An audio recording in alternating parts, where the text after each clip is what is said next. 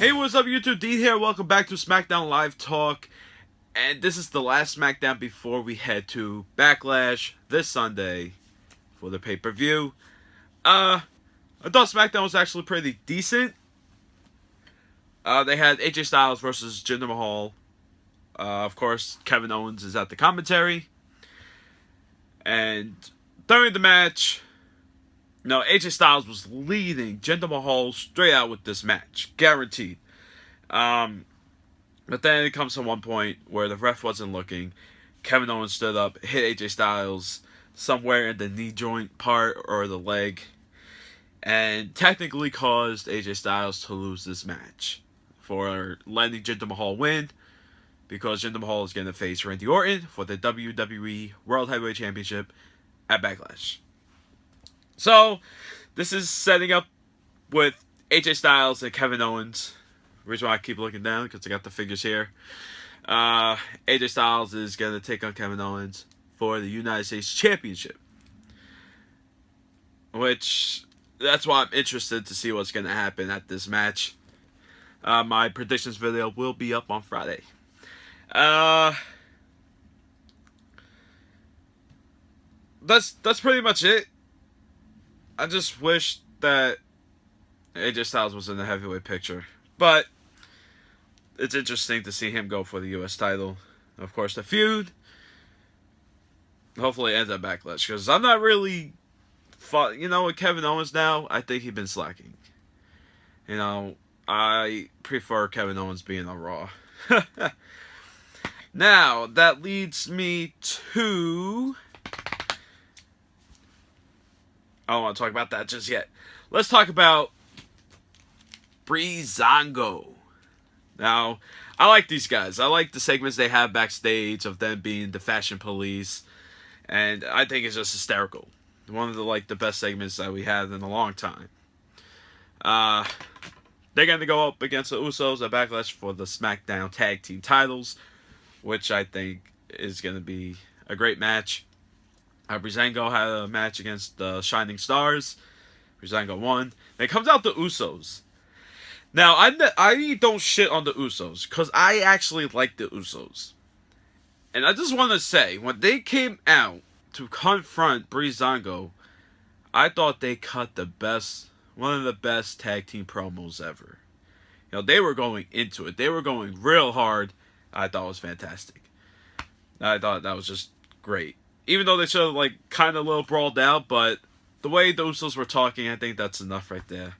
And Brie Xango, they gotta figure out how they're gonna defeat the Usos, which is gonna be awesome. Alright, now let's get to, I guess we get to the women's part.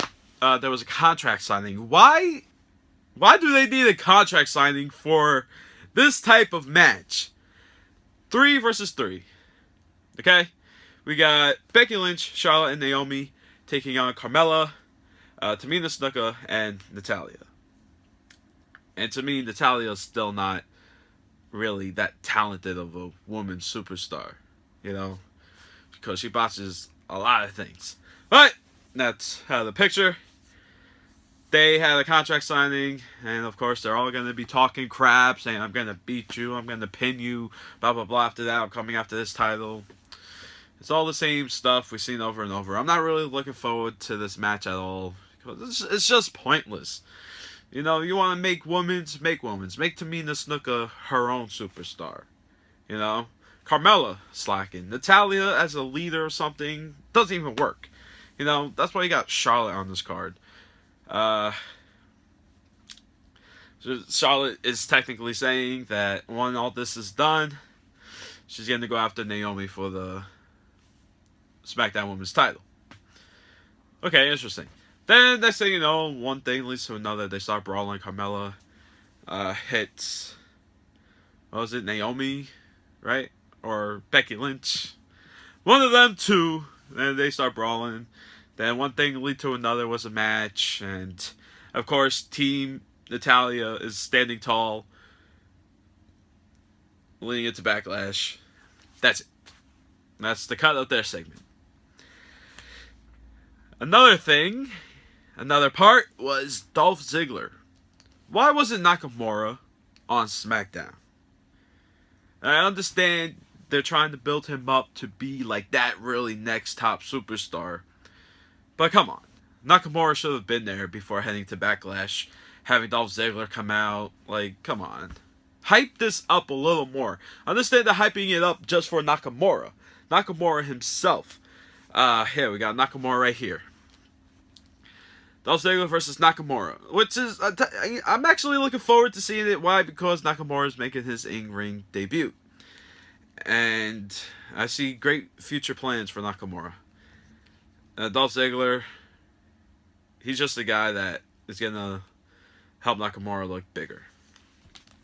But it would have been great to see Nakamura on SmackDown before heading to Backlash. Another guy, Ty Dillinger. He's on the pre-show fighting against Aiden English. And another pre-show is Eric Rowan wanted the match against Luke Harper. Alright, whatever. The main event of SmackDown was Baron Corbin versus Randy Orton.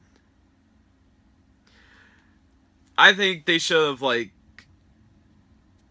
at least somewhat. I understand Randy Orton's the heavyweight champion. But of course, during this match, during the Mahal and the Bollywood Boys, known as something else, cost. Technically, they did cost Baron Corbin the match. I think Baron Corbin should have won. Wait, no. I lied. Randy Orton RKO'd, clean pin to Baron Corbin. Then that's when Jinder Mahal and Bollywood Boys came out.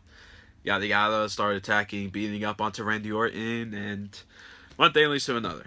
But with this, we're gonna see at Backlash is Baron Corbin versus Sami Zayn.